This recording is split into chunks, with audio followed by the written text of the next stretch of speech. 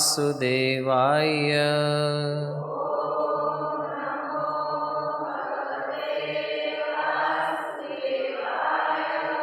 ઓમ નમો ભગવતે વાસુદેવાય.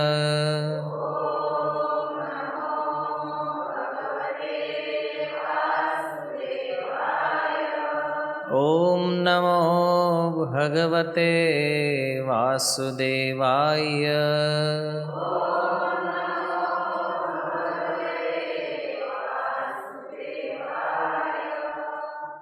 હરે કૃષ્ણ. શ્રીમદ્ ભાગવદ્ ગીતા અધ્યાય 2 શ્લોક ક્રમાંક 26. અથ ચૈનમ નિત્યજાતમ નિત્યમ વા મન્યસે મૃતમ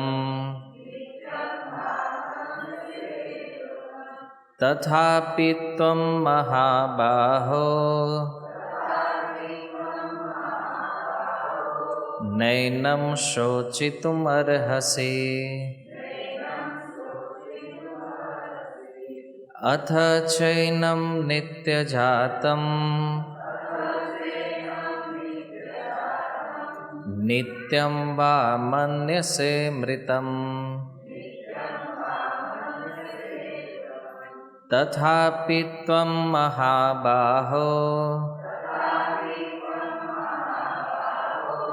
નૈનમ શોચિતુમર્હસી. અથ ચૈનમ નિત્યજાતમ નિત્યમ વા મન્યસે મૃતમ તથાપિ ત્વં મહાબાહો નૈનમ શોચિતુમર્હસી. અથ જો ચ પણ એનમ આ આત્માને નિત્યજાતમ સદા ઉત્પન્ન થનારો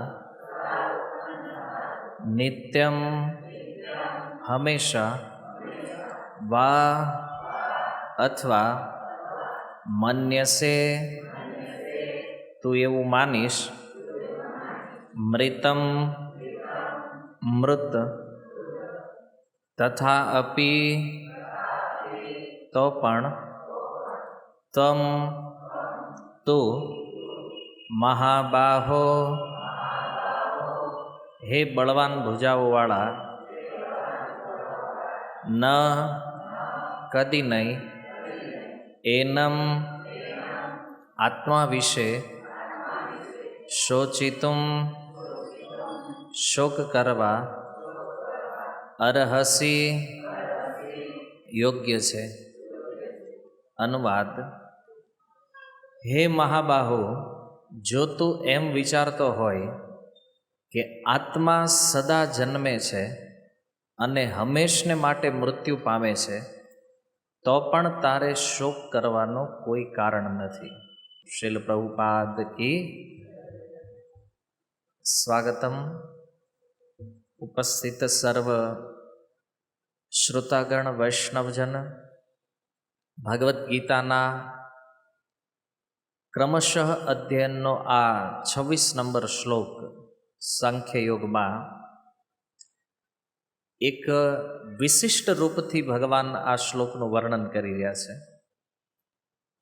કારણ કે અત્યાર સુધી 25 નંબર સુધી જે શ્લોકોની ચર્ચા આપણે કરી એમાં કમ્પ્લીટ ભગવાન આત્માના અસ્તિત્વને સિદ્ધ કરવાનો પ્રયાસ કરી રહ્યા છે અને અર્જુનને સમજાવે છે કે આત્મા શું છે, એના લક્ષણો શું છે, શરીર શું છે, એના લક્ષણો શું છે.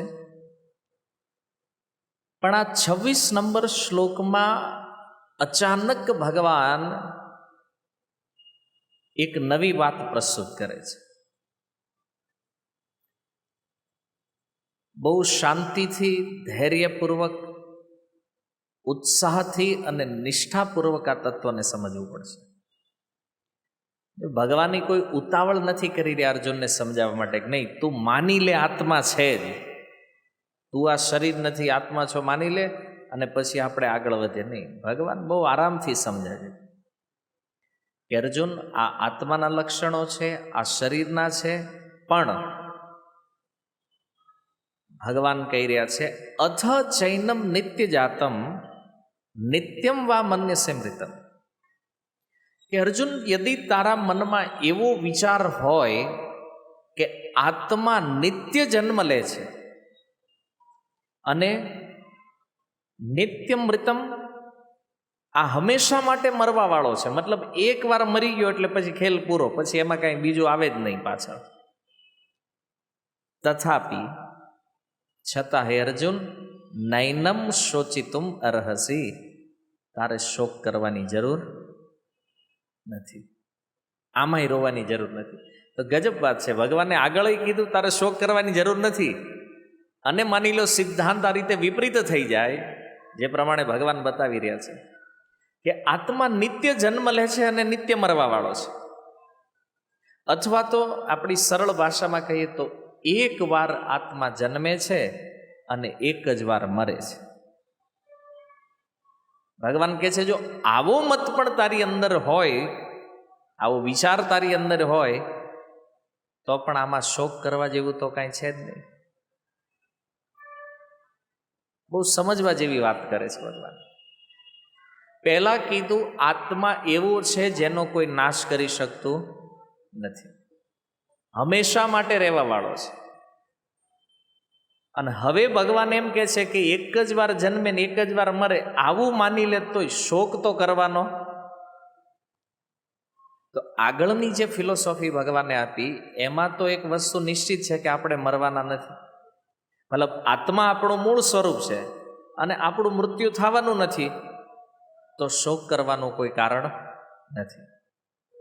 ભગવાને ક્લિયર કીધું કે આ મહાભારતના યુદ્ધમાં જે લોકો મરવાના છે ને, આ બધાના શરીર નાશ થવાના છે કેવલ, અને આત્માને કાંઈ વાંધો આવવાનો નથી. આત્મા જેવો છે એવો ને એવો જ રહેશે. તો અર્જુન કે હા, એ વાત બરાબર છે, તો પછી રડવાનું કોઈ કારણ નથી. હવે અહીંયા ભગવાન એક બીજો ઓપ્શન આપે છે કે માની લો કે આત્મા એક જ વાર જન્મે છે અને મરી જાય પછી એનું કાંઈ હોતું જ નથી. આવું હોય તો પણ શોક કરવાનું કારણ નથી. કારણ કે તમે વિચાર કરો, એક જ જીવન છે, હવે બીજું કોઈ જીવન છે જ નહીં આની પછી. શરીર કયો કે આત્મા કયો, બધું એક હારે મરી જાય, ખેલ ખતમ. તો પછી રોવું શું કામ? જ્યારે આપણે રહેવાના જ નથી, અસ્તિત્વ જ નથી રહેવાનું આપણું, એનો મતલબ કે મૃત્યુ પછી નહીં સ્વર્ગ જવાનું, નહીં નરકમાં જવાનું, નહીં કોઈ પશુ બનવાનું, કોઈ મેટર જ નથી, તો શું કામ રડવું છે? માની લો આત્માના અસ્તિત્વનો સ્વીકાર કરો તો પુનર્જન્મને માનવું પડે. પુનર્જન્મનો સ્વીકાર કરો તો 84 લાખ શરીરોની વેરાયટી છે. કર્મ ઉપર વિચાર કરો તો પાપ અનુસાર નરક જવું પડે, પુણ્ય અનુસાર ઉચ્ચતર લોક, સ્વર્ગ ઇત્યાદિ ભોગ મળે. આ બધી મેટર તો પ્રારંભ થાય જો આત્માના અસ્તિત્વને સ્વીકાર કરો તો. ભગવાન કે તને આમાંય ડાઉટ છે તો આ માની લે કે હાલો આ હંમેશા માટે મરી જાય છે, તો ભાઈ ઉપાધિ ક્યાં છે? મર્યા પછી આત્મા હોય તો એને કંઈક દંડ મળે ને, આત્મા હોય તો એનું કંઈક થાય. આત્મા છે જ નહીં, એક જ વાર જન્મે ને એક જ વાર મરે. ભગવાન કીધું આમાં શું કામ શોક કરવો? આ બહુ સમજવા જેવો વિષય છે હે ને. આખો એકદમ યુટર્ન લઈ રહ્યા છે ભગવાન. આત્માના અસ્તિત્વમાંથી એકદમ આત્મા છે જ નહીં એવા મતને ભગવાને આ શ્લોકમાં પ્રસ્તુત કર્યો છે. તો આમાં શોક કરવો ન જોઈએ. શું કામ? કારણ કે આમાં કર્મનો કોઈ સિદ્ધાંત લાગુ નહીં પડે. આત્મા જ્યારે રહેવાનો જ નથી તો પછી એના માટે કોઈ કર્મની કોઈ મેટર જ નથી. એક બહુ સુંદર તર્કશીલ પ્રભુપાદજી આ તાત્પર્યમાં સમજાવ્યું છે કે જે પ્રમાણે આજના આધુનિક વિજ્ઞાનને યદિ પૂછવામાં આવે કે જીવનની શરૂઆત કેવી રીતે થઈ છે, તો એનો મત એ છે કે જીવન જે છે ને કેમિકલમાંથી આવે છે, રસાયણોમાંથી. અચ્છા, કેમિકલમાંથી જીવન આવ્યું છે તો માની લો કોઈ વ્યક્તિનું આ સંસારમાં મૃત્યુ થાય, એનો અર્થ એ થયો કે થોડું એવું કેમિકલ નષ્ટ થઈ ગયું. હે ને? માની લો એક વ્યક્તિનું વજન 60 કિલો હોય, એનું મૃત્યુ થઈ ગયું, મતલબ 60 કિલો કેમિકલ નષ્ટ થઈ ગયું. તો ભગવાન કે આ દુનિયામાં લાખો લાખો ટન કેમિકલ પડ્યું છે, 60-70 કિલો નાશ થઈ જાય વાંધો હું છે? જીવનની ઉત્પત્તિ યદિ રસાયણથી સ્વીકાર કરવામાં આવે તો અર્જુનને જે પ્રોબ્લેમ હતો કે એના સગા સ્નેહી સંબંધીઓ એનું મૃત્યુ થશે, તો માની લો મહાભારતના યુદ્ધમાં જેટલા સૈનિકો હતા તો કેમિકલનો એક મોટો જથ્થો નાશ થઈ જાય. પણ એમાં ટેન્શન નથી ને, કારણ કે કેમિકલ પાછું ઉત્પન્ન થાય છે. હે ને? તો શોક કરવાનું તો કોઈ કારણ નથી. માની લો કેમિકલ નષ્ટ થઈ જાય અને પાછું ન મળતું હોય તો પ્રોબ્લેમ છે, પણ મૃત્યુ થાય છે તો જન્મ પણ થઈ રહ્યો છે ને. એવું તો નથી કે ખાલી મૃત્યુ થાય છે પણ જન્મ અટકી ગયા છે. જેમ મૃત્યુ થયા કરે છે કન્ટિન્યુ, એમ જન્મ પણ કન્ટિન્યુ. તો ઉત્પન્ન પણ થઈ રહ્યા છે મનુષ્ય, તો પછી દુઃખી થવાનો કોઈ પ્રશ્ન છે જ નહીં. હે ને? પણ આ એક નીતિ છે. કોઈ વ્યક્તિ જ્યારે કોઈ વાતને સમજતો ન હોય, માની લો આપણે કોઈ વાત સમજાવવા માંગતા હોય કોઈ વ્યક્તિને અને એ માનતો ન હોય, તો પછી આપણે એવો પ્રયોગ કરીએ કે હારું માની લઈએ તમે જે કહો છો એ સાચું હોય, હે ને? તો એમાં નુકસાન તો જવાનું જ છે. માની લો તમે કાપડની ફેક્ટરી ચલાવતા હોય અને તમે સમજાવતા હોય તમારા મેનેજરને કે ભાઈ આ કપડું તું નહીં બનાવતો, કેમ કે આમાં નુકસાન જાય, પણ એ માનતો ન હોય તો આપણે એને કહેવું પડે ને કે માની લો તું કે એ બનાવીને તોય એમાં આપણે કાંઈ ફાયદો થવાનો નથી. કેમ? કારણ કે તું જે કહે છો ને એ બનાવવામાં નુકસાની તો છે જ. સમજાયું? એટલે આ એક નીતિ, હું તમને એ સમજાવવા માંગુ છું કે આપણે સામેવાળો જ્યારે વાત ન માનતો હોય ને તો ક્યારેક ક્યારેક એના મતને ઓકે કરીને એમાં શું પ્રોબ્લેમ છે એ આપણે એને સમજાવીએ છીએ, ત્યારે એની વાત પકડે. હા ના તમારે વાત બરાબર છે. એમ આ નીતિનો ઉપયોગ થાય છે કે નહીં? સામેવાળાના મતમાં સહમત થઈ અને આપણે આપણા મતની પુષ્ટિ કરીએ છીએ. ભગવાન પણ એ નીતિનો પ્રયોગ કરી રહ્યા છે કે અર્જુન, આત્માનું અસ્તિત્વ સનાતન સત્ય છે. આત્માનું અસ્તિત્વ માની લો કે તું નથી માનતો તો શોક કરવાનું તો કોઈ કારણ નથી. જેમ ઓલું કપડાવાળું એક્ઝામ્પલ આપણે જોઈએ કે કપડું આ બનાવ્યું કે આ માર્કેટમાં મંદી છે એટલે નુકસાની છે જ, તો પછી આખો પ્રોગ્રામ ચેન્જ કરીને મશીન બધું ફેરવું એને કરતાં બેટર જે હાલે છે એમાં જ નુકસાની કરીને ભાઈ. હે ને? હું લોસના અર્થમાં કહી રહ્યો છું. ભગવાન અહીંયા શોક નહીં કરવાના અર્થમાં સમજાવી રહ્યા છે અર્જુનને. પણ ભગવાનની વાત બિલકુલ સત્ય છે કે આત્માનું અસ્તિત્વ છે, પણ ભગવાન એક તર્ક આપે છે કે માની લે કે આત્મા નથી, એવું પણ માની લઈએ તો શોક કરવાનું કોઈ કારણ નથી. તો અર્જુનના શોકને તત્કાલ દૂર કરવા માટે ભગવાનના તર્ક આપી રહ્યા છે. જો 25 નંબર શ્લોક સુધી ભગવાન આત્મજ્ઞાનના આધાર ઉપર સમજાવી રહ્યા હતા. હવે એક અલગ વાત રજૂ કરે છે કે માની લો આત્મા મરી જાય અને પાછો એનો જન્મય થાય છે. આત્માનું મૃત્યુ પણ થાય છે શરીરની જેમ, અને એ શરીરની જેમ પાછો જન્મ પણ લે છે, તો પણ તારે શોક કરવાનું કોઈ કારણ? અચ્છા, કયા આધાર ઉપર ભગવાન આ બોલી રહ્યા છે? અજ્ઞાન. ભગવાન અજ્ઞાનના સિદ્ધાંતને પ્રસ્તુત કરે છે. તો કેવી રીતે આ શ્લોકને સમજવાનો છે આપણે?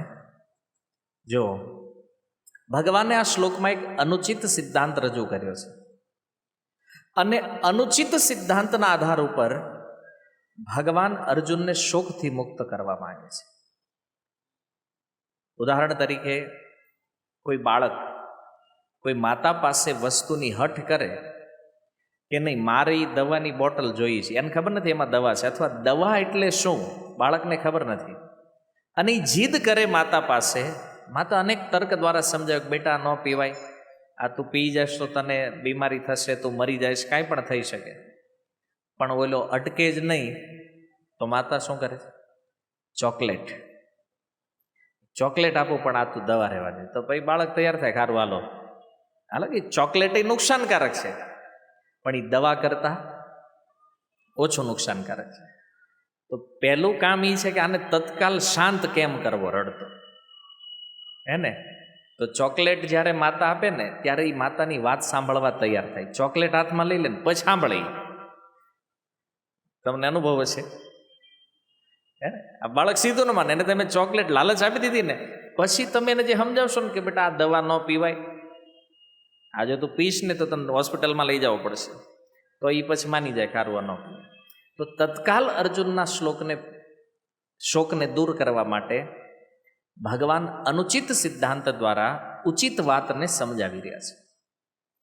જો શ્રીમદ ભાગવતની અંદર 10મ સ્કંદ અધ્યાય 84 શ્લોક ક્રમાંક 13 સુખદેવ ગોસ્વામી કહે છે, યસ્યાત્મ બુદ્ધિ કુણપે ત્રિધાતુકે સ્વધિ કલત્રાદિશુ ભૌમ ઇજ્યતિ ય તીર્થ બુદ્ધિ સલિલે ન કરજી ચિત જનેશ્વ અભિજ્ઞેશુ સ એવ ગોખર.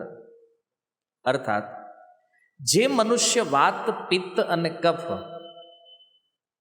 ત્રિધાતુકે, યસ્યાત્મ બુદ્ધિ કુણપે ત્રિધાતુકે, અર્થાત આ વાત, પિત્ત, કફથી બનેલું આ જે શરીર છે એ શરીરને હું માની લે. યસ્ય આત્મબુદ્ધિ, શરીર હું છું આવી માન્યતા દ્રઢ થાય, અને એ શરીર સાથે જે સંબંધીઓ છે, પત્ની, પુત્ર, ઘરના સ્વરૂપની અંદર માટી, લાકડું, પથ્થર, અથવા તો કોઈ મૂર્તિઓ છે, કોઈ પદાર્થના વિકાર જે છે એને પોતાના ઈષ્ટદેવ માને છે, કોઈ મહાપુરુષોને નથી માનતા પણ તીર્થોના જળમાં એની વધારે શ્રદ્ધા છે. તો આવો જે વ્યક્તિ છે, અર્થાત દેહાત્મ બુદ્ધિમાં રહેવાવાળો જે વ્યક્તિ છે, તો એ કહે છે પશુ છે. શું કીધું? સ એવ ગોખર, પશુની સમાન છે મનુષ્ય, પણ જેની બુદ્ધિ આ પ્રકારના તત્વ પદાર્થોમાં લાગેલી છે, સૈવ ગોખર, પશુની સમાન છે. તો વિચાર કરો, ભગવાન સ્વયં કહી રહ્યા છે ભાગવતની અંદર કે શરીરમાં જેની બુદ્ધિ સ્થિત છે એ પશુ સમાન છે, અને આવા અજ્ઞાનની નિંદા કરવાવાળા ભગવાન અહીંયા અજ્ઞાનનું સમર્થન કરી રહ્યા છે. ડાયરેક્ટ શ્લોક વાંચો તો એવું દેખાય ભગવાન અજ્ઞાનને સપોર્ટ આપી રહ્યા છે. તો આને આપણે સમજવું પડશે. જો આ સંસારમાં ભગવાનને માનવાવાળા લોકો છે, તો એની સામે ભગવાનને નહીં માનવાવાળા પણ લોકો છે, જેને આપણે નાસ્તિક કહીએ છીએ, જેની ભગવાનમાં શ્રદ્ધા નથી, ભગવાનમાં જેની બુદ્ધિ લાગતી નથી, અથવા જે ભગવાનના અસ્તિત્વનો સ્વીકાર જ નથી કરતા, ભગવાન કે આત્મા જેવું કંઈક છે. આ નાસ્તિકોનો એક જ સિદ્ધાંત છે કે જ્યાં સુધી જીવો ત્યાં સુધી મજા કરો. કેમ? મરી જાવી એટલે કાંઈ હોતું નથી. સ્પષ્ટ આપણા ગુજરાતી નાસ્તિકોનો જે ફેવરિટ ડાયલોગ છે, કોણ જોવા ગયું છે? હે, કોઈ ફોન કર્યો ગયા પછી અહીંયા આવું છે તેમ છે? નથી. મોજ કરો નહીં કે બીવો શું કામ? હે ને? આપણે કંઈ નહીં, પણ બીજા જન્મમાં ભોગવવું પડે. બીજો જન્મ હોય જ નહીં કે જોયો જ કોઈ? હે ને? તો એને પૂછો ને કેમ, તો કે એ આત્માને આવું બધું કાંઈ હોય નહીં, મોજ કરો. હે? અને આ સિદ્ધાંત આવ્યો ક્યાંથી? આ બધા નાસ્તિકોનો એક ગુરુ હતો દ્વાપર યુગમાં, જેનું નામ હતું ચાર્વાક. શ્રીમાન ચાર્વાક, એણે આ સિદ્ધાંત આપ્યો છે. આત્મા નથી ને પરમાત્માય નથી. શરીર જન્મ લે, પછી વૃદ્ધ થાય અને મરી જાય, બસ આ વચ્ચે મોજ કરવાની હોય, બીજું કાંઈ હોય નહીં. ન જન્મ પહેલાં કાંઈ હતું, ન મૃત્યુ પછી કાંઈ છે. અને એણે એક મંત્ર આપ્યો, યાવત જીવેત તાવત જીવત, કે છે તાવત જીવેત સુખમ જીવેત. જ્યાં સુધી જીવો છો ત્યાં સુધી સુખથી જીવો. રેડમ કૃત્વા ધૃતમ પીવેત, લેણું કરો પણ ઘી પીવો. ઘી પીવાનો અર્થ શું છે ખબર? ખાવાનું હારું હારું ઘીની જે કાંઈ વાનગીઓ, પહેલાના સમયે લોકોને ઘીની વાનગી જ પસંદ આવતી હતી, મીઠાઈ ઇત્યાદિ. એટલે એ કે ઘીમાંથી સારા સારા વ્યંજન બનાવો, સારા સારા મિષ્ટાન બનાવો, ખાઓ પીવો અને મોજ કરો. બોલો કે ઘીના પૈસા ન હોય તો લેણું કરો, લેણું કરો અને ખાઓ પીવો. કેમ? તો કે છે ભસ્મીભૂતસ્ય દેહસ્ય કુતઃ પુનરાગમન ભવેત. એકવાર આ દેહ જે છે એ ભસ્મીભૂત થઈ જાય, રાખ થઈ જાય, પછી એ કે આ રાખ પાસે કોઈ ઉઘરાણી કરતું નથી. એમ? અને ચાલો કીધું એક વ્યક્તિ એવો બતાવો જેણે પુનર્જન્મને જોયો હોય. આવો વ્યક્તિ જ નથી કોઈ. અને એટલા માટે બસ મોજ કરો. કારણ કે છેલ્લે બધું રાખ થવાનું છે, તો પછી ટેન્શન શું છે? હવે વિચાર કરો, આપણને આ 4 વાગની વાત ઉપર હસવું આવે છે, હે ને? આપણે હસીએ છીએ. અને સિદ્ધાંત આપ્યો છે. તો એને કોઈક વ્યક્તિએ પૂછ્યું, પણ એ કે તો આ જે બધું ચાલી રહ્યું છે ચક્ર, કોઈ સારું કર્મ કરે, કોઈ ખરાબ કર્મ કરે, તો પછી આનું કાંઈક તો હશે ને? કાંઈ ન હોય. કે એને પાનનું ઉદાહરણ. પાનનો કલર કેવો હોય? લીલો. સોપારી અંદર નાખો, સોપારીનો કલર કેવો? સોપારી જોઈ છે કેવા કલરની? Light brown. અચ્છા. પછી એની અંદર કાથો નાખો, એનો કલર કેવો? બ્રાઉન. એ કે અલગ અલગ પ્રકારની વસ્તુ તમે પાનમાં નાખો ને પછી પાનને ચાવી જાઓ, પછી કયો કલર રહે? એક કોમન થઈ જાય. આ બધું કાંઈ નથી, શૂન્યમાંથી આવ્યું છે ને શૂન્યમાં ભળી જવાનું છે. કંઈ કાંઈ હોય નહીં. આ બધું ખોટું. એ કે આ બધું સમજાવે પછી મર્યા પછી નરકમાં જવાનું, સ્વર્ગમાં જવાનું, આવા બધા તર્ક લોકો કરે છે. બધી વાત ભૂલી જાવી. કે જેમ પાન ખાઈ ગયા પછી એક જ કલર થઈ જાય, એમ મર્યા પછી બધું એક જ થઈ જાય, શૂન્ય. એટલે બહુ માથાકૂટમાં ઉતરવું, મોજ કરો. અને આ દુર્યોધનનો પાર્ષદ હતો. દુર્યોધન હારે બહુ મિત્રતા હતી. અને ગદા યુદ્ધની અંદર, મહાભારત યુદ્ધમાં 18મા દિવસે ભીમની ગદાના પ્રહારથી દુર્યોધન ઘાયલ થયો ને, ત્યારે એણે ચારવાકને યાદ કર્યો. એને એક તો આ દુર્યોધન બહુ પાપી હતો, તો પાંડવો સાથે યુદ્ધ ચાલુ રાખવા માટે દુર્યોધને અશ્વત્થામાને બોલાવ્યો અને એને કીધું કે તું એક કામ કર, મારી પત્નીથી તું સંતાન ઉત્પન્ન કર, પણ આ પાંડવો સાથેનું યુદ્ધ જે છે ને એ અટકવું ન જોઈએ. પછી એ એના અલગ પ્લાનમાં લાગી ગયો અશ્વત્થામા. પણ આ બાજુ ચારવાક જે છે ને, એણે દુર્યોધનને કીધું કે બોલ તારી ઈચ્છા શું છે? એ કે ગમે આ પાંડવોનો યશ જે છે ને એ મારાથી પચતો નથી, આનું કંઈક કર. ચારવાકે કીધું કાંઈ વાંધો નહીં, લોકો એની વાહવા કરે છે ને એ બધી વાહવાને છે ને નષ્ટ કરી નાખીશું. અને આ ચારવાક સંન્યાસીના વેશમાં રહેતો અને પાખંડ ફેલાવતો. એ કળયુગની અંદર આ ચારવાકના ચેલા જ જાજા છે. એને વેશ સાધુનો પણ પ્રચાર પાખંડ ન કરે, આ ચારવાકના ચેલાઓ. એટલે બિચારા પબ્લિકને ખબર જ ન પડે કે આમાં સાધુ કોણ છે કે અસાધુ કોણ છે, ભેદ ન પારખી શકે. તો આનું એવું જ હતું, સંન્યાસીઓનો વેશ લઈ અને બ્રાહ્મણોની ટીમમાં ઘૂસી ગયો. પછી દુર્યોધનનું મૃત્યુ થઈ ગયું, યુધિષ્ઠિર મહારાજ રાજા બન્યા. હવે જુઓ, એક સંન્યાસીના વેશમાં રહીને પાખંડ ફેલાવતો, એક રાજાના વેશમાં રહીને પાખંડ ફેલાવતો આ દુર્યોધન. હતા બે અસુર. તો ચારવાકે નક્કી કર્યું યુધિષ્ઠિર રાજા નો બનવા જોઈએ. એટલે એણે એક યોજના કરી. હું યોજના કરી કે યુધિષ્ઠિર મહારાજ જ્યારે રાજમહેલમાં આવે અને બ્રાહ્મણો એને આશીર્વાદ આપે તો આ રીતે એ ટીમમાં ભેગો હોય અને એ અંદર ભેગો રહીને બધા બ્રાહ્મણો આને હું કામ આશીર્વાદ આપો છે?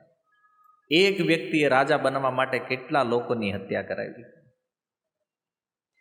કટુ વચન બોલતો યુધિષ્ઠિર મહારાજ પ્રત્યે. અને યુધિષ્ઠિર મહારાજ જ્યારે જ્યારે સાંભળે ને તો બહુ શરમ લાગતી એને, લજ્જા વ્યાકુળ થઈ જાય યુધિષ્ઠિર મહારાજ. પછી બધા બ્રાહ્મણોએ પકડ્યો એકવાર ચારવાકને. એને કીધું તું ક્યારેય યુધિષ્ઠિર મહારાજ વિશે તું સારું નથી બોલ્યો, પ્રોબ્લેમ શું છે તારે? પછી એને ખબર પડી કે અરે આ તો દુર્યોધનનો મિત્ર છે અને આ તો મહાન નોટંકી છે, કોઈ સંન્યાસી નથી. બધા બ્રાહ્મણોએ ભેગા થઈને ખૂબ માર્યો એને. ઋષિઓએ નક્કી કર્યું કે આને રાખવો ન જોઈએ. કેમ તો કે આ આટલો પાખંડી વ્યક્તિ છે, કેટલું પાખંડ ફેલાવશે. તો ઋષિઓએ ભેગા થઈને બાળી દીધો એને, ચારવાકને.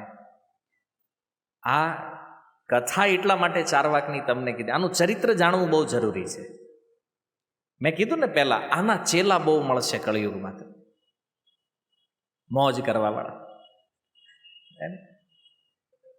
કારણ કે ભજન તો આમાંય ન કરવું હોય ને, અને એમાંય ઉપરથી આ મત મળી જાય તો એને મોજ આવી જાય. ભલે ઈ ચારવાકની પાસે દીક્ષા લઈને એવું વિચાર કરતા હોય કે ભાઈ મોજ કરો ને પછી ક્યાં કોઈએ જોયું છે, પણ તમે નથી જોયું તો બચી થોડીને જશો. યમરાજજી રેડી છે, ચિંતા કરવાની જરૂર નથી હે ને. પણ જો ચારવાકનો આ સિદ્ધાંત છે ને સાંભળવામાં બહુ સારો લાગે એને. ખાઈ પીને મજા કરો, કોણે જોયું શું છે એ આમ મજા આવે ને સાંભળવી, તો મધુર લાગે. પણ આ ઉચિત નથી. એમ કૃષ્ણ અનુચિત બોલે છે, એનું ચરિત્ર આપણી સામે છે. જો કોણ વ્યક્તિ શું બોલે છે એમાં એનું ચરિત્ર જાણવું બહુ જરૂરી છે. જો ચારવાક અસુર છે, એની વાત ભલે મધુર લાગે પણ એ છે અસુર. કૃષ્ણની વાત સાંભળવામાં બહુ કષ્ટદાયક લાગે છે, પણ કૃષ્ણ ભગવાન છે હે ને. તો વાત કોની સાંભળવી જોઈએ? તમારા મતે કોની વાત સાંભળવી જોઈએ, ચારવાકની કે કૃષ્ણની? કેમ? ભગવાન છે એટલે. બે વ્યક્તિમાં તુલના હોય તો કોની વાત સાંભળવી? કૃષ્ણની. કેમ? કારણ કે કૃષ્ણની લીલાઓને તમે જાણો છો, તમે સાંભળ્યું છે કૃષ્ણના વિષયમાં, તમને શ્રદ્ધા છે કૃષ્ણ ભગવાન છે, ભગવાનની જ વાત સાંભળવી પડશે ને. એટલે ચરિત્ર જાણવું જરૂરી છે. જો ભગવાન અહીંયા અજ્ઞાન દ્વારા અર્જુનને સમજાવી રહ્યા છે, તર્ક આપી રહ્યા છે અજ્ઞાનનો, તો તર્કના આધાર પર શું સિદ્ધાંતની સ્થાપના થઈ શકે? શું કહો છો? તર્કના આધારે સિદ્ધાંત સ્થાપિત થશે કે નહીં થાય?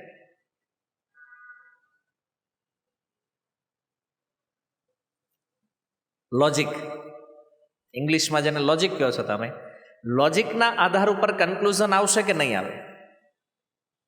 નહીં આવે. એ તો મહાભારત ના પાડે છે, તર્કો અપ્રતિષ્ઠાહમ, તર્ક દ્વારા સિદ્ધાંત સ્થાપિત નહીં થઈ શકે.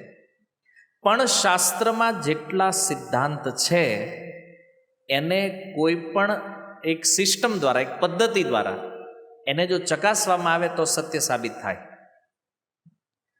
તો પ્રભુપાદજી શાસ્ત્રના સિદ્ધાંતોને તર્ક દ્વારા બતાવી અને લોકોને ભક્ત બનાવતા છે. શાસ્ત્રની વાત પણ લોજિકથી એને પ્રસ્તુત કરવું પડે તમારે, કારણ કે સામે વાળો હોય લોજિક વાળો, તો તમારે લોજિક આપવું પડે તો જ માને. આપણા મનમાં પ્રશ્ન થાય ઘણીવાર, કોઈને કહેવો તમે પ્રચાર કરો, કે કેવી રીતે પ્રચાર કરો પ્રભુ, અમે તો કોઈને કંઈક કહેવા જાવી સામે એ આપણને પ્રીચિંગ કરી જાય. શું કે આપણી પાસે તર્ક નથી, શાસ્ત્રને સમજ્યા નથી, એટલે સમજાવવાની ક્ષમતા પણ નથી હોતી.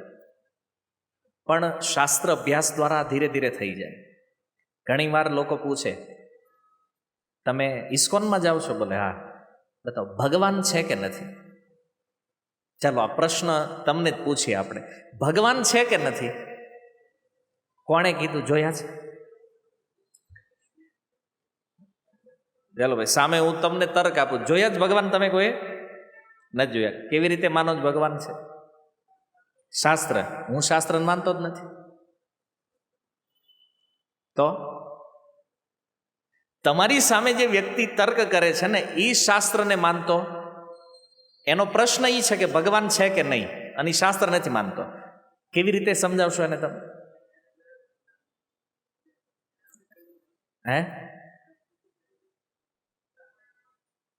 એ તો અનુભૂતિ. તો એ કહે બતાવો મને. મેં એવું કીધું, એને શાસ્ત્રમાં કે ભક્તિમાં કોઈ ઇન્ટરેસ્ટ નથી, એ માનતો જ નથી એ વાત. એ કે હું ક્યાં મહેતા નરસિંહ ઓળખું છું? તર્ક. હા, તમે એને કહેશો કે હા તમારી પાસે શું પ્રૂફ છે કે ભગવાન? એ તર્ક માગશે કે મારે તર્ક જોઈએ. બરાબર?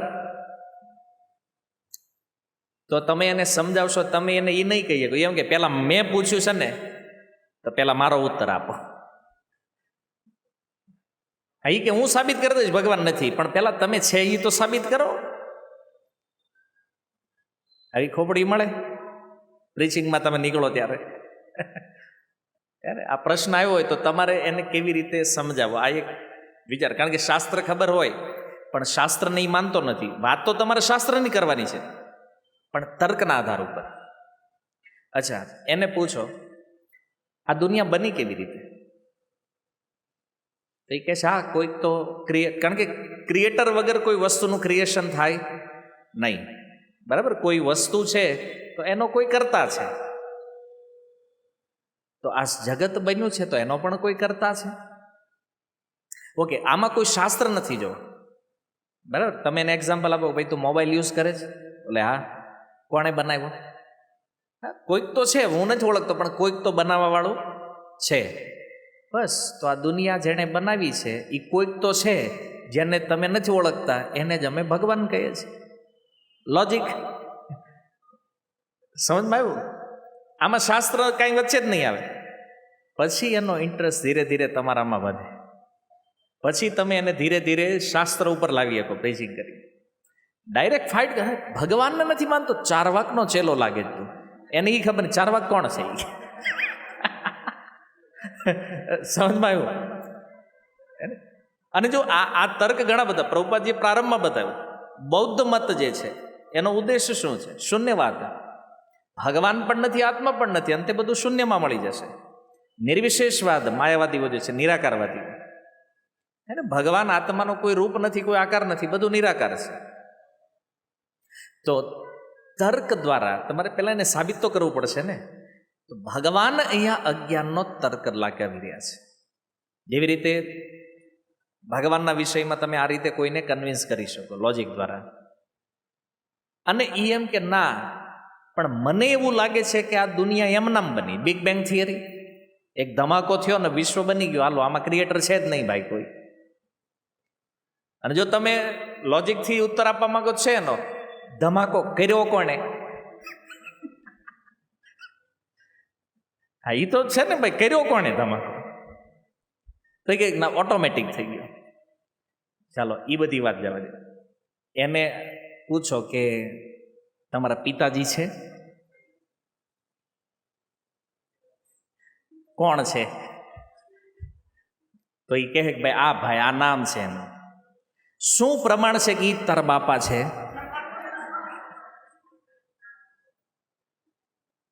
લોજિક તર્ક જ જ્યારે આપવું છે તો ભગવાનના વિષયમાં જો એને આટલી હળી કરવી છે, ભાઈ તમને આવડવું જોઈએ એની કેટલી હળી કરવી.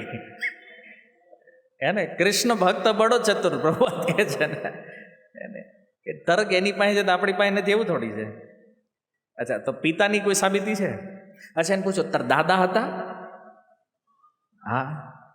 અત્યારે ક્યાં છે? બોલે ખબર નથી, ગુજરી ગયા હોય. તો એ ખબર નથી. અચ્છા, ખબર નથી એનો મતલબ તો ના દાદા નહીં હોય તારે. અને તો એ કહે ને ના ભાઈ દાદા છે ને મારા પિતાના, મારા બાપા ક્યાંથી આવ્યા? એનો મતલબ દાદા છે. અથવા એને પૂછો એ દાદાના બાપા હતા તે જોયા છે કે ના, નહીં હોય. આ લોજિક છે, આ એક તર્ક. એટલે તર્ક એટલા માટે જરૂર પડે કે જ્યારે કોઈ વ્યક્તિ સમજતો ન હોય, તમે એને સમજાવી રહેશો, નથી સમજતો ને એને શાસ્ત્ર હારે કોઈ મતલબ નથી, તો પ્રમાણને જે ન માનતા હોય ને ત્યારે તમારે પ્રીચિંગમાં તર્કની જરૂર પડે. લોજિક દ્વારા તમે એને કન્વિન્સ કરી શકો, પણ તર્ક જે છે ને એ ફાઇનલ પ્રૂફ નથી. મહાભારત કીધું તર્કો પ્રતિષ્ઠા, તર્ક દ્વારા સિદ્ધાંતની સ્થાપના નહીં થાય, એના માટે તો પ્રમાણ જ જરૂરી છે. પણ આ રીતે તમે એને કન્વિન્સ કરવા માટે કે તમે એને એ વે ઉપર લાવવા માટે લોજિકનો પ્રયોગ કરી શકો છો. તો આવા અનેક તર્ક છે જેમાં શાસ્ત્રના આધાર વગર ભગવાન છે એ તમે સમજાવી શકો. ઘણીવાર એક વાત તમે સાંભળી હશે, એક સ્ટુડન્ટને પૂછ્યું ટીચરે, ભગવાન છે? એણે કીધું હા. તો એણે કીધું દેખાતા નથી. એટલે એણે શિક્ષકને પૂછ્યું બુદ્ધિ છે?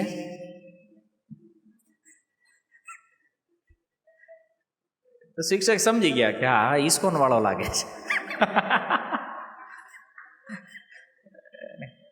હા, બાકી તો અભિમાન એને હોય કે ભાઈ હા અમે શિક્ષક છીએ તો પછી અમારાથી તો વધારે જ્ઞાન સ્ટુડન્ટને કેવી રીતે હોય છે. પણ આવું નથી. તર્ક એક બહુ સારી વસ્તુ છે પ્રીચિંગ માટે. તમે આનો પ્રયોગ કરી શકો ચારવાકના શિષ્યો માટે ક્યારેક મળી ગયા હોય તો. પ્રભુપાદ નહીં પણ સ્વયં ભગવાન પણ આ શીખવી રહ્યા છે. કારણ કે અર્જુનને અત્યારે પ્રચાર કરી રહ્યા છે ને ભગવાન. આ સિસ્ટમ છે. એક બીજો સિદ્ધાંત લઈએ તર્કને સમજવા માટે, પુનર્જન્મ અથવા જે ઉર્જાનો સિદ્ધાંત છે. આપણું શરીર દર 7 વર્ષે બદલી જાય. જે શરીરમાં જે સેલ છે 7 વર્ષની અંદર શરીરના બધા કોષો જે છે એ નષ્ટ થઈ અને નવા કોષો આવી જાય એની જગ્યાએ. એટલે 7 વર્ષમાં શરીરમાં પરિવર્તન થાય પણ આત્મામાં કોઈ પરિવર્તન નથી. હે ને? તો આ પુનર્જન્મના સિદ્ધાંત અથવા ઉર્જાનો સિદ્ધાંત જે છે એક સ્વરૂપમાંથી બીજા સ્વરૂપમાં રૂપાંતરણ. તો તર્ક ઘણા બધા છે અને એમાં એવું જરૂરી નથી કે ભાઈ સામેવાળો શાસ્ત્ર નથી માનતો તો તમારે શાસ્ત્રથી જ એને સમજાવવો પડે. તર્ક દ્વારા તમે સમજાવી શકો છો. અચ્છા, કોઈ એવો તર્ક કરે કૃષ્ણ જ કેમ ભગવાન છે ભાઈ, બીજું કોઈ કેમ નહીં? તો તમે એને કહી શકો કે ભાઈ જેમાં, જો એ નહીં કહેવાનું ક્યાં લખ્યું છે, એ ખાલી એટલું કે જેમાં 6 ઐશ્વર્ય પૂર્ણ માત્રામાં હોય એને ભગવાન કહેવાય. બરાબર છે? તો તમે જેને ભગવાન માનો છો એમાં છે આ 6 ઐશ્વર્ય? બોલે ના, તો એ ભગવાન નથી. આ 6 ઐશ્વર્ય છે તો માનો. એકવાર ઇસ્કોન ઉપર કેસ થયો વિદેશમાં. કેસ કોણે કર્યો તો ખબર? નન સમજો છો? ક્રિશ્ચિયન ચર્ચમાં જે લેડી હોય એને નન કહેવામાં આવે. એણે કેસ કર્યો ઇસ્કોન ઉપર કે આ ઇસ્કોન વાળા જે છે ને એ બ્રેન વોશ કરે છે અને એકદમ ચરિત્રહીન વ્યક્તિને ભગવાન માને છે. તો કેસ થયો કોર્ટમાં. એટલે ઇસ્કોનના એક સંન્યાસીને બોલાવવામાં આવ્યા અને એણે કીધું આ કૃષ્ણના બચાવમાં તમારે શું કહેવું છે? આશ્ચર્ય શું છે ખબર? એ સંન્યાસી જે છે ને એ હિન્દુ નહોતા. એટલે એમણે કીધું કે ક્રિશ્ચિયન ધર્મની અંદર ભગવાન કોણ છે? બોલે ઈસુ. અચ્છા, તો જજે પૂછવા કૃષ્ણ કોણ છે? તો એણે બહુ સુંદર, કૃષ્ણ એટલે જે બધાને પોતાની તરફ આકર્ષિત કરે એ કૃષ્ણ છે. આ ઉત્તર એમણે આપ્યો. કૃષ્ણ એટલે સર્વાકર્ષક, જે બધાને પોતાની બાજુ આકર્ષિત કરે છે. ઓકે, તો એણે પૂછ્યું કે એણે આટલા બધા લગ્ન હું કામ કર્યા? જજ હતો, એને કે બોલો આવ્યો તો કેસ 16,108 વિવાહ કર્યા છે આણે. તો એ કે આ કૃષ્ણ ન કરીએ કે રાધન સ્વામી કે કૃષ્ણે નથી કર્યા તો સર્વાકર્ષક છે ને, બધા એનાથી આકર્ષિત છે, તો કોઈ એની પાસે આવે તો એ ના નથી પાડતા. તો એ કે તો આવા વ્યક્તિની તમે પૂજા કેમ કરો છો? આને તમે ભગવાન કેમ માનો છો? તો એ સંન્યાસીએ ઉત્તર આપ્યો કે ક્રિશ્ચિયન ધર્મમાં જે ઈસુ ખ્રિસ્ત છે અને આ જે નન છે જેણે કેસ કર્યો છે, બતાવો નન કોણ છે? બોલે એના વિવાહ ઈસુ સાથે થયા છે. ક્રિશ્ચિયાનિટીની અંદર કોઈ લેડી જે વિવાહ ન કરે, જેને ભગવાન હારે વિવાહ કર્યો, એ શું કરે? ઈસુ સાથે વિવાહ કરે અને એ પછી ચર્ચમાં રહે ઓનલાઈન. તો આવી હજારો લાખો નન છે જેણે ઈસુ હારે વિવાહ કર્યા. એ સંન્યાસી કીધું તો પછી ઈસુ ભગવાન નથી કેમ? તો એણે કૃષ્ણ કરતા વધારે વિવાહ કર્યા છે. જજ સમજી ગયા શું કહેવા માંગે, તરત કેસ ખારીજ. સમજમાં આવ્યું? તર્ક. કારણ કે તમે એને એ બતાવો કે નહીં ભાગવતની અંદર લખ્યું છે, તો જજ કે હું ભાગવત માનતો જ નથી. પ્રશ્ન ઉઠશે ને શાસ્ત્ર ઉપર. તો શાસ્ત્ર વગર એને સમજાવવાનું હતું કે કૃષ્ણે 16,108 વિવાહ કર્યા, પ્રોબ્લેમ છે ને, તો ઈસુએ તો લાખ વિવાહ કર્યા છે ભાઈ. આવી તો લાખો નન છે દુનિયાની અંદર.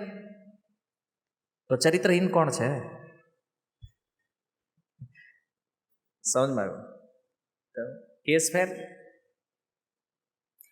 તો જો કૃષ્ણ શબ્દની વ્યાખ્યા કરીને પ્રભુપાદજીએ કૃષ્ણને પૂર્ણ પુરુષોત્તમ પરમેશ્વર રજૂ કર્યા છે. આડેધડ પ્રભુપાદ નહોતા કહેતા તમે કૃષ્ણને માનો કે કૃષ્ણ ભગવાન છે.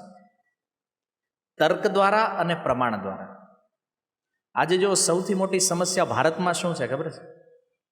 તમે તર્ક આપો કે પ્રમાણ આપો, દીવા જેવું સત્ય બતાવો, છતાં પણ લોકો ભગવાનનો સ્વીકાર કરતા.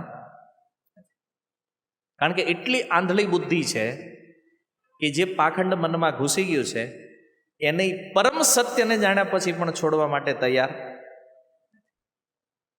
આ દુર્બુદ્ધિ છે. કોઈ પ્રમાણે મતલબ નથી. તમે જુઓ, પ્રભુપાદ કહે છે જ્યારે કોઈ પ્રમાણ પ્રાપ્ત થાય તો એ વાતને માનવી જોઈએ શાસ્ત્ર દ્વારા. તો શાસ્ત્રની અંદર કૃષ્ણ જ સુપ્રીમ પર્સનાલિટી તરીકે પ્રસિદ્ધ છે, વેદોથી માંડીને ગીતા સુધી. એટલે પ્રભુપાદ કહેતા અંધાધૂંધી ભક્તિ ન કરો. જ્યાં કોઈ તર્ક નથી, કોઈ પ્રમાણ નથી, કોઈ સિદ્ધાંત નથી, બસ ખાલી કોઈ આવીને એમ કહી દે કે ભાઈ અમારા ગુરુ આટલા મહાન હતા અને અમારા ગુરુ પાસે આવશો તમને ભગવાનનું ધામ મળી જાય, ને કેવા ફાલતુ ફાલતુ પ્રલોભનો લોકોને આપવામાં આવે છે. અને જે પ્રલોભનોની અંદર ફસાઈ અને લોકો વાસ્તવિકતાથી દૂર જાય છે. વાસ્તવમાં બુદ્ધિમાન માણસ ક્યારેય આવું ફાલતુ વસ્તુ સ્વીકાર કરતો નથી. માની લો કોઈ સાધુ હોય અને એના છેલ્લા તમને કે તમે અમારા ગુરુજી પાસે આવશો ને સીધા ભગવાનના ધામ, ડાયરેક્ટ કોન્ટેક્ટ. આ મોટી સમસ્યાઓ છે. પહેલાં તો અમને એવું લાગતું હતું પાખંડ સંપ્રદાયોમાં આવું હશે, પ્રમાણિત છે એમાંય આવું છે. કારણ કે કળિયુગના છેલ્લા જે બની ગયા છે તો એ આ જ કરવાના છે. કારણ ભલે જોવામાં ભક્ત દેખાય છે પણ એ છે આ નાસ્તિક મતોના પ્રણેતા. બધા માયાવાદી કોણ છે? જેને માયા સિવાય બીજે ક્યાંય રસ નથી. તો ક્યારેક ક્યારેક સિદ્ધાંતને મજબૂત કરવા માટે તર્કની જરૂર પડે છે. હવે આપણે એ સમજીએ કે અનુચિત સિદ્ધાંતનો સદુપયોગ કેવી રીતે કરી શકાય, જે આજના શ્લોકમાં ભગવાને કર્યું છે. ઉદાહરણ તરીકે તમે વાલ્મીકી રામાયણ વાંચશો તો એમાં એક જાબાલી મુનિની કથા આવે છે. ભગવાન રામનો રાજ્યાભિષેક થવાનો હતો, પણ રાજ્યાભિષેક પછી જ્યારે એને વનમાં જવાની તૈયારી કરી તો પ્રજા આ વાત સ્વીકાર કરવા તૈયાર નહોતી. અને એ સમયે જાબાલી મુનિનું આગમન થયું અને એ જાબાલી મુનિએ ભગવાનને નાસ્તિકવાદનું પ્રવચન કર્યું ભગવાન રામને, અને પૂછ્યું કે તમે આ ત્યાગ કોના માટે કરો છો? તમારા પિતાના વરદાન તો પિતાએ આપ્યા હતા ને, તમારે એની યાર શું લેવા દેવા છે? કીધું કે તમે રાજા તરીકે પ્રજાનું પાલન કરો એ વધારે ઉચિત છે. અને જો આ પ્રજા તમારા માટે દુઃખી છે તો વચન તો મારા દશરથે આપ્યા છે ને, તો પાલન દશરથ કરશે કે તમારે કરવાનું છે? તમારે વનમાં જવાની જરૂર નથી. અરે ભગવાન રામે કીધું રઘુકુલ રીતિ સદા ચલી આવી, પ્રાણ જાય પર વચન ન જાય. અરે બોલે રઘુકુળની રીતિ તમારે શું કામ પરવા કરવાની જરૂર છે? આજ ક્યાં મહારાજ રઘુ છે? એકદમ નાસ્તિક પ્રવચન. એને અયોધ્યાને રાજાની જરૂર છે અત્યારે. અચ્છા, જાબાલી મુનિએ નાસ્તિક પ્રવચન શું કામ કર્યું છે? કારણ કે રામને પાછા લાવવાનો પ્રયાસ કરી રહ્યા છે કે કદાચ જો આ વાતથી રામ રોકાઈ જાય. હવે રામ તો મર્યાદા પુરુષોત્તમ છે, પણ એણે આ પ્રયોગ જો છે નાસ્તિકવાદ, પણ ઉચિત જગ્યાએ એનો પ્રયોગ થઈ રહ્યો છે. અચ્છા, ભગવાન કૃષ્ણની લીલામાં પણ આવું થયું છે. ક્યાં યાદ છે તમને? ભગવાને અનુચિત સિદ્ધાંતનો પ્રયોગ કરીને ઉચિત કાર્ય કરાયું એવી કઈ લીલા છે? ગિરિરાજ ધારણ લીલા. તો એમાં ભગવાન ઇન્દ્રના યજ્ઞને રોકવા માટે કર્મ મીમાંસાનો પ્રયોગ કરે છે ભગવાન, જે એક પ્રકારનો નાસ્તિકવાદ છે. ભગવાને નંદ મહારાજને પ્રશ્ન કર્યો, યજ્ઞ શું કામ કરો તમે? તો બોલે, યજ્ઞમાં આહુતિ આપશો ઇન્દ્રને તો ઇન્દ્ર વર્ષા કરશે, અને વર્ષાથી તો આપણું જીવન ચાલે છે. તો ભગવાને કીધું કે જે યજ્ઞ નથી કરતા એને વરસાદ નથી થતો. ભગવાન 5 વર્ષની ઉંમરમાં નંદ મહારાજથી તર્ક કરી રહ્યા કે જે ઇન્દ્રનો યજ્ઞ નથી કરતા શું એને વરસાદ નથી થતો? વર્ષા આપી તો ઇન્દ્રનું કાર્ય છે ને, વર્ષા તો બધે કરે છે. તો આપણું જેવું કર્મ છે, કર્મ પ્રમાણે તે આ યજ્ઞ ચક્ર ચાલે છે. તો આપણું કર્મ સારું હશે તો ઇન્દ્રને વર્ષા કરવી જ પડશે. તો તમે આ બંધ કરી દો. હવે વરસાદ તો થયો એને, પણ નંદ અને યશોદા ગયા કૃષ્ણ પાસે. તે ના પાડી ના જો. ભગવાન કે બરાબર છે ને, મેં કીધું વરસાદ થાય, વરસાદ થયો. એ કે વધારે થઈ ગયો, આખું બ્રજ નષ્ટ થઈ જાય એટલો વરસાદ થયો, આટલો બધો નથી કરવાનો. કારણ કે ઇન્દ્રએ એકદમ મુશળધાર વર્ષા કરી બ્રજની અંદર. તો દેવતાઓનો યજ્ઞ કરવો એની અરે ભગવાનને કોઈ વાંધો નથી, કારણ કે વેદોમાં દેવતાઓની જ આહુતિ છે. યજ્ઞમાં આહુતિ કોને આપવામાં આવે છે? દેવતાઓને. તો યજ્ઞ ભગવાનનો વિરોધ નથી. ગોવર્ધન લીલાનું મૂળ છે ઇન્દ્રના ગર્વનો ખંડન. ઇન્દ્રમાં જે અભિમાન આવી ગયું હતું કે હું સ્વર્ગનો રાજા છું અને મારી ઈચ્છા સિવાય બીજું કાંઈ થાય નહીં, આ બ્રજવાસીઓ મારી પૂજા નથી કરતા. પણ એને એ વિચાર ન કર્યો કે કોણ ના પાડે છે? સાક્ષાત ભગવાન, છતાં એણે બ્રજવાસીઓને મારવાનો પ્રયાસ કર્યો. તો ભગવાને કીધું આટલું બધું અભિમાન ઠીક નથી. તો ઇન્દ્રના ગર્વને ખંડન કરવા માટે ભગવાને ગિરિરાજ ધરણ લીલા કરી. અચ્છા, ભગવાનનો એક અવતાર થયો બુદ્ધના રૂપમાં. એણે શૂન્યવાદની સ્થાપના કરી. શા માટે? શાસ્ત્રને બહિષ્કૃત કર્યા ભારત વર્ષની અંદરથી. શા માટે? માંસાહારને તત્કાલ રોકવા માટે. કારણ કે શાસ્ત્રનો આશ્રય લઈને જે બ્રાહ્મણો માંસાહાર કરી રહ્યા હતા એને રોકવા માટે ભગવાને તત્કાલ અહિંસા પરમો ધર્મ સૂત્ર આપી દીધું. તો બ્રાહ્મણો આવ્યા બધા ભગવાન બુદ્ધ પાસે, તમે કેમ હિંસાની ના પાડો છો? બોલે, આ ઉચિત નથી. અરે શાસ્ત્રમાં લખ્યું છે. તો ભગવાન બુદ્ધ કે ઠીક છે, શાસ્ત્ર જ નથી જોતા, જવા જોઈએ. શાસ્ત્રમાં લખ્યું છે ને, તો શાસ્ત્ર જ નહીં, પણ હિંસા કરવાની નથી, માંસાહાર કરવાનો નથી. તો આ સિસ્ટમ છે. કોઈ ઉચિત કાર્ય માટે ક્યારેક અનુચિત સિદ્ધાંતનો પણ પ્રયોગ કરવો પડે. હવે એક જુઓ, માની લો એક ચોર ચોરી કરે અને પોલીસ એની પાછળ દોડે. ચોર 100ની સ્પીડમાં છે, બરાબર? અને જે રોડે એ ચોર ભાગે છે એ રોડે નિયમ છે પાટિયું માર્યું 40ની સ્પીડનો. આ ઉદાહરણથી તમને સમજાઈ જાય કે ભાઈ અનુચિત સિદ્ધાંતનો ઉચિત પ્રયોગ ક્યાં થાય. ચોર 100ની સ્પીડમાં છે, રોડની લિમિટ કેટલી છે? 40. પોલીસે હવે શું કરવું જોઈએ? કારણ કે નિયમ 40નો છે રોડનો, અને પોલીસ નિયમથી બંધાયેલી છે. ચોર 100ની સ્પીડમાં છે. આ સમયે પોલીસે શું કરવું પડશે? નિયમ તોડવો પડશે ને. 120ની સ્પીડ પકડવી પડશે, ત્યારેથી 100ની સ્પીડ વાળો ચોર હાથમાં આવશે. એને બસ આ સિસ્ટમ છે જે ભગવાન આજના શ્લોકમાં સમજાવી રહ્યા છે. આ છે અનુચિત સિદ્ધાંતનો ઉચિત ઉપયોગ. તો તો મહાભારતની અંદર જે લોકો કહે છે કે ઘણું કામ અનુચિત થયું છે, કર્ણનો વધ, યુધિષ્ઠિર મહારાજનું અર્ધ સત્ય, તો આ શાના માટે છે? કેવલ ધર્મની સ્થાપના માટે છે. ભલે જોવામાં અનુચિત છે, પણ એનો ઉદ્દેશ્ય શું છે? ધર્મની સ્થાપના. એને તો આવી રીતે ઊંધું થાય. સિદ્ધાંત ઉચિત હોય તો એનો લોકો દુરુપયોગ કરે છે. જો શ્રીમાન હિરણ્યકશિપુ ભાગવત સપ્તમ સ્કંદમાં જ્યારે એના ભાઈ હિરણાક્ષનો વધ થઈ ગયો તો આખા પરિવારને ભેગું કર્યું, બધા શોક કરતા. ઉપદેશ કર્યો એણે, આપણે આ શરીર નથી, આત્મા. આખો ગીતા કોર્સ કરી નાખ્યો એણે એના ફેમિલી સામે. એને આત્મા મરતો નથી, આવો ઉપદેશ કર્યો એણે, અને બહુ સુંદર ઉપદેશ છે. પણ એણે શું કર્યું?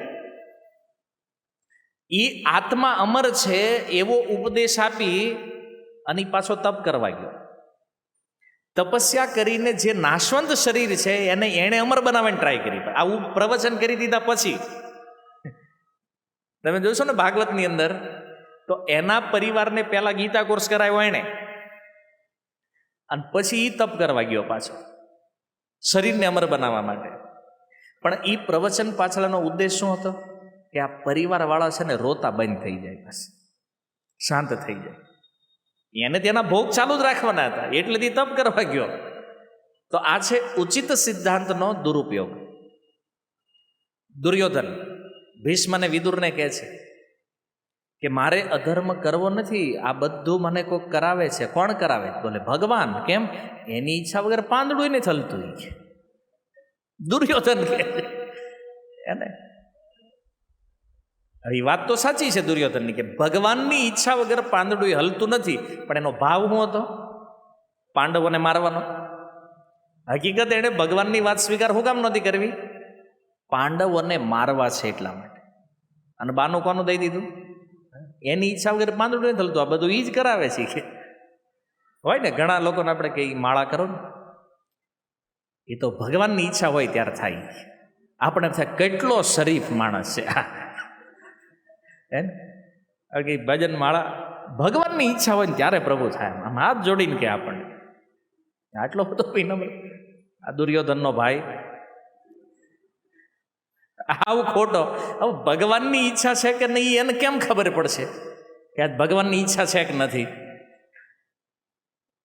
પણ નથી કરવું. ભાવ હૃદયમાં એ છે કે આપણે માળા પકડવી નથી, એટલે નામ કોનું દઈ દીધું? ભગવાન. એની ઈચ્છા હોય તે થાય. અચ્છા, ભગવાનને આજ સુધી કોઈ ના પાડી ભજન ન કરતા એમ? ભલે ડાયરેક્ટ આવી ન કીધું, શાસ્ત્રમાં કઈ ના પાડી નહીં કરતા એમ, પણ એ કીધું છે ને મનમના ભાવ મત ભક્તો, મારો ભક્ત થા, મને નમસ્કાર કર, મારી પૂજા. આ તો ભગવાનને કીધું, તો કીધું છે કરવું નથી.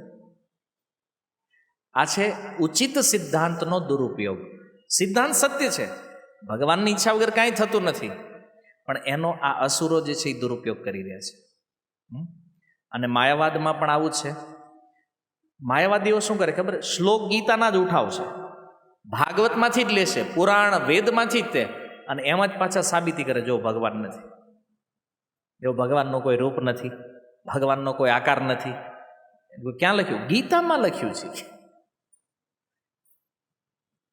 તો વાત ગીતાની, પણ કરવાનું પોતાની ઈચ્છાથી. અને સહજિયાવાદ. આ સહજિયાવાદ શું છે? પોતાના ઇન્દ્રિય ભોગ માટે નિયમ તોડવા.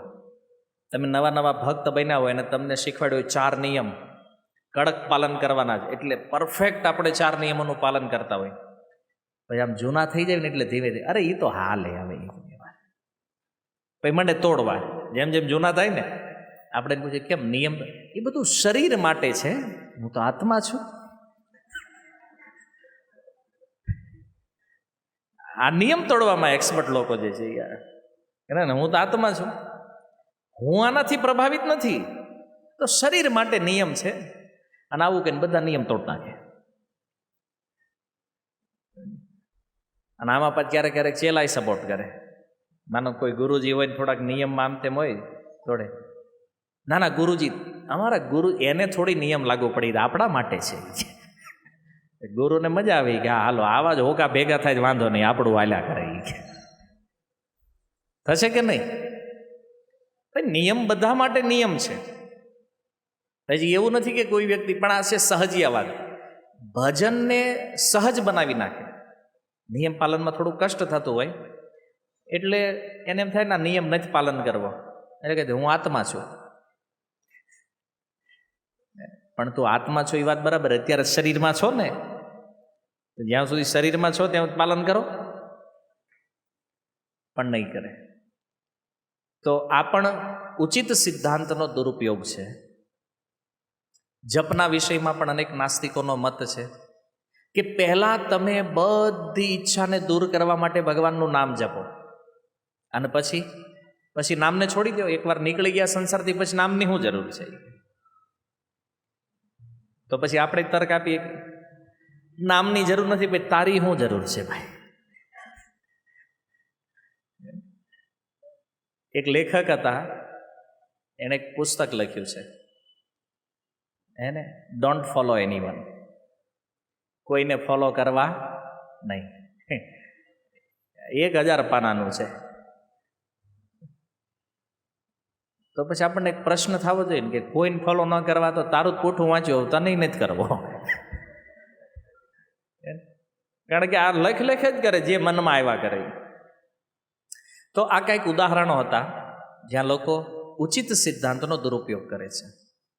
જો આપણી સાધના ભક્તિમાં આપણે જે ભૂલ કરીએ છીએ અથવા કોઈ સાધન બરાબર નથી કરતા તો આપણે તરત જ એની સફાઈ રજૂ કરીએ છીએ કે પ્રભુજી મારાથી માળા નથી થતી, કેમ મારે જો એટલું બધું મારે ફેમિલી પ્રેશર છે ને. આપણને એવી રીતે કે જાણે આને જ એકને પ્રોબ્લેમ હોય ને આના જ ઘરે હિરણ્ય કશિપુ હશે અને આ પ્રહલાદ મહારાજ હશે, આને ભજન કોઈ નથી કરવા દેતા ઘરે. હવે આ કળિયુગમાં ભારત વર્ષમાં ક્યાં માથાકૂટ છે ભાઈ? બધા લોકો સ્વતંત્રતાથી વર્તી રહ્યા છે, પણ જો એને માળા બરાબર ન એમ ન કે હું આળસું છું. અચ્છા, તમને ફેમિલી વાળા માળા કરવામાં રોકે, તમને ટીવી જોવામાં રોક્યા કોઈ દી? 3-4 કલાક મોબાઈલ વાપરો કોઈ દી કીધું ફેમિલી વાળા હવે મૂકી દે ભાઈ 4 કલાકથી ફોનમાં પડ્યો? કોઈ કહેતું જ નથી. એને આડે ધડ આમ ઘરમાં આના મોબાઈલ વાળાના ચિત્ર જોવા બહુ મજેદાર છે. આડે ધડ ફોન લઈને ઘરમાં આમ પડ્યા હોય, જાણે ઓલા તકિયા કેમ આખા ઘરમાં વેરાણા હોય ગમે એક આમ સોફા ઉપર લટકતો હોય ને એક બેડ ઉપર લટકતો હોય. એવી દશા છે ને અત્યારે. જો કોઈ દી ફેમિલી વાળાએ કીધું કે આમ તું સીધો થઈને જો ફોન, એમ કોઈ નો ભલે પડ્યો એ કે આમના. હવે આપણી સ્થિતિ છે કે આપણા ફેમિલી વાળાએ આપણને બોલાવાલ નથી અને તોય આપણે બાના શું કરી, ગુરુજી જપ નથી થતા, કેમ? ઈ કે બહુ તકલીફ છે ઘરે છે. તકલીફ ન કે ભાઈ તકલીફ શું છે? તો ઈ નહીં, બહુ તકલીફ છે. આપણે એને કઈ નિયમ પાલન કરો ક્યાંક ઘરેથી. અમારા ઘરે પણ બધા કાંદા લસણ ખાય, પણ બધા ખાય છે, પણ તમારે કાંદા લસણ ન ખાવ હોય વ્યવસ્થા છે કે નથી એ વિચાર કરો. ઘરે જો એમ કે તો એનું અલગ બનાવી દેવા રેડી હોય. પછી આપણે પૂછ્યું આમ અલગ બનાવી દે, એમને જ ઘરે બનાવી દેશે ને તો હું કામ નથી ખાવું ભાઈ તારે? એટલે પોતાની જે આળસ છે ને, જે આત્મ દુર્બળતા છે ને, એના માટે ક્લિયરિફિકેશન આપે કે આ નિયમ અમે શા માટે નથી કરીએ, અથવા જે ભૂલ કરતા હોય તો એના માટે આર્ગ્યુમેન્ટ રેડી જ હોય. પણ જો સહજ રહેવું જોઈએ ભક્તિમાં, સહજ વૃત્તિ હોવી જરૂરી છે. કટ્ટરવાદી નહીં બનો કોઈ પણ વસ્તુ માટે. નહીં આમ એટલે આમ જ થશે, કટ્ટરવાદ નહીં. ભાષામાં પ્રેમ હોવો જોઈએ, વાણી પ્રેમથી બોલો. આનું પાલન કરવું, આનું ન કરવું, બહુ નિયમોની અંદર ઊંડા ઉતરવાની જરૂર નથી. શિક્ષા ગુરુઓ કે દીક્ષા ગુરુ આપણને જે પ્રમાણે ભક્તિ શીખવે છે એ અનુસાર ભજન કરો. બીજી બધી માથાકૂટ છોડો, ખાલી પ્રેમને પકડો. કારણ કે કોઈ પણ કાર્ય જો પ્રેમથી થશે ને તો એ બહુ ઇઝી થઈ. તો એ લોકો અંદરથી જાણતા જ હોય કે ભાઈ મારી અંદર નિયમ પાલન કરવાની તાકાત નથી, અને એટલા માટે શું કરે છે આ લોકો ખબર? આવી સહજ વૃત્તિનો આશ્રય લે. સહજ બની જાઓ, સરળ બની જવું જોઈએ. આ તમે નકરું નિયમ કરો છો, પણ નિયમ નહીં, પ્રેમ જોઈએ. અને પ્રેમનું નામ આવે ને તો સામે વાળો અડધો એમ ના મોકલી જાય. નાની આની વાત બરાબર હો, નિયમમાં બહુ ન પડાય. પ્રેમ આવ્યો એટલે બધું આવ્યું. પણ તું સ્વીકારી લે ને ભાઈ કે નિયમ પાલન કરવાની તેવડ નથી. મેન વાત આ છે. સરળતા ને પ્રેમ ને ભાષા હારી હોવી જોઈએ. આવું છે બધું. આ બધા છીંડા છે બચવાના. નિયમ પાલન ન કરવાય ને એટલે આ બધા બાના આવે. પછી પ્રેમ રાખવો જોઈએ. ભાઈ પ્રેમ જ રાખવો જ, પણ પેલા પાલન તો કર, પછી પ્રેમ આવે. પ્રેમના નામે નીકળી જવું છે. ઘણા તો એમ કે નહીં, મનને વિશાળ રાખો. તેમ નહીં, નિયમ પાલન ન કરો તો મન વિશાળ થઈ જાય, અને નિયમ પાલન કરો તો નાનું થઈ જાય. તો આ બધા ફાલતુ તર્ક છે. એને પછી વૈષ્ણવ નિંદા. માની લો કોઈ વ્યક્તિ કોઈ ભક્તની નિંદા કરતા હોય, એને તો કેમ તમે નિંદા કેમ કરો છો? હું એની ભલાઈ માટે કહું છું, બાકી આપણે કાંઈ લેવા દેવા નહીં અંદરથી. બાના જોવો તો આપણે કહીને અપરાધ શા માટે કરો? પ્રભુ અપરાધ નહીં, નિંદા નહીં, આ તો હું ખાલી કહું છું. અને એક સ્ટેપ આનથી આગળવાળા જ ખબર, નિંદા શરૂ કરતા પહેલા જ તે વોર્નિંગ આપી દે, બાઉન્ડ્રી બનાવી દે. જો હું નિંદા નથી કરતો, આ તો જસ્ટ તમને કહું છું એમ. ભાઈ એટલે મતલબ શું છે કે અપરાધમાં પડવું નથી અને નિંદા કરી લેવી છે, પણ ટાઇટલ નિંદાનું ન હોવું જોઈએ. એટલે પહેલા બાઉન્ડ્રી માન લે. જો પ્રભુજી હું છે ને નિંદા માટે નથી કહેતો, આપણે નિંદા કોઈની કરતા જ નથી. આપણે આ તો જસ્ટ સમાચાર નથી જોતા ભાઈ. સમાચાર એને હું કામ મગજ ખરાબ કરે. પાછા કે જો આપણે તો સામેવાળાને સુધારવો છે ને એટલે થોડુંક ડિસ્કશન કરવું પડે, બાકી તો આની કંઈ જરૂર નથી. એમ આવા બધા તર્ક કરી નાખે, નિંદા પૂરેપૂરી હો, બાકી કાંઈ ન મૂકે, પણ હારે હારે બાઉન્ડ્રી બનાવજે. ઓલું ઉંદરડા જેવું, ઉંદરડો પગે બટકું ભરે ને, એક બટકું ભરે ને પછી ફૂંક મારે, ઓલો ખબર ન પડે કે આ પગ કપાઈ રહ્યો છે, અંગૂઠો કવડ્યો છે ઉંદરડો ક્યારેક. એને પૂછજો કેમ થાય, ખબર જ ન પડે. હુતા હોય તો સવારે ખબર પડે અંગૂઠો નથી. આ સ્થિતિ છે જે નિંદા કરવા વાળા. કારણ કે એને ખબર પ્રવચનોમાં સાંભળ્યું છે નિંદા કરાય નહીં, એટલે પછી બાઉન્ડ્રી તો બનાવવી પડે. નહીં, ખાલી આપણે તો એનું ભલું ચાહીએ ને એટલે કહી, બાકી આપણે શું લેવા દેવા. વળી પાછ ચાલુ કરે, વચ્ચે વચ્ચે કહેતા જાય. ભાઈ એમ લાગે ને સામે વાળાનું મન થોડુંક નેગેટિવ જાય છે આપણા પ્રત્યે. જો પ્રભુ નિંદાને જ કરતો, વળી પાછ ચાલુ કરે ને ત્યાંથી બીજો અધ્યાય. આપણને કાપતા આવડે ને તો સીવતા આવડતું હોવું જોઈએ. અધિકાર હોવો જોઈએ ને, અધિકાર વગર કોઈની ચર્ચા ક્યારેય ના કરવી જોઈએ. પછી નિયમ ખંડન. નિયમોનું ખંડન કરવાવાળા લોકો છે. કેવી રીતે કરે? એ તો આ બધા નવા નવા હોય ને ત્યારે નિયમ પાલન કરવાનું. પછી તો જૂના થઈ ગયા પછી કાંઈ આપણે બહુ ટેન્શન નહીં એમ. એટલે પછી એ ચાલુ કરે નિયમ તોડવાનું. એટલે એને જોઈને પેલા નવા જે હોય ને એ શું કરે? એ તો કે આ તો આપણા સિનિયર છે, એ તોડે તો આપણે તોડાય. એટલે આખી પરંપરા જ જાય ખાડે પછી. પણ સ્વીકાર નથી કરતા કે મારાથી આ થતું નથી, હું આ નિયમ પાલન કરવા માટે સક્ષમ નથી. અને જે શરણાગતિ જે છે ને એ પછી ધીરે ધીરે ઓછી થતી જાય, એટલે આવી બધી સ્થિતિ થાય. તો આ બધા બહાના છે અત્યાર સુધી જે ચર્ચા આપણે કરીને. ઉચિત સિદ્ધાંતોનો દુરુપયોગ કરવા માટે આ બધા બાના આપણે પ્રયોગ કરતા હોઈએ છીએ. તો સહજ વૃત્તિના કારણે નિંદા થાય, અને નિંદાના કારણે શું થાય છે? ભક્તિનો જે રસ છે ને એ ભગવાન પાછો ખેંચી લે. તમને એવું થાય ને, તમે નવા નવા આવ્યા ત્યારે તમને બહુ મજા આવતી હતી ભક્તિમાં. શું કામ? કારણ કે તમે કોઈની નિંદા કરતા. તમને આખું ઇસ્કોન 100% અણિશુદ્ધ લાગતું. કોઈ ભગત તમને ખરાબ નહોતો લાગતો. બસ આનું આ ટકાવી રાખવા નહોતું આપણે. પણ આપણે શું કર્યું? ઊંડા ઉતર્યા. પછી એનાલિસિસ કરવા માંડ્યા. આ સારો, આ ખરાબ, આ સારો, આ ખરાબ. એને ભગવાન કહે તું ધંધો ઊંધો કર્યો છે. એટલે એ જે રસ છે ભક્તિનો ભગવાન ખેંચી લે પાછો. અને હવે તું મથ્યા કર્યા આમ તારી રીતે. તો આપણે નિયમ તોડવામાં રસ લઈએ છીએ અને આપણી શરણાગતિને પાછી ઠેલવતા જઈએ છીએ.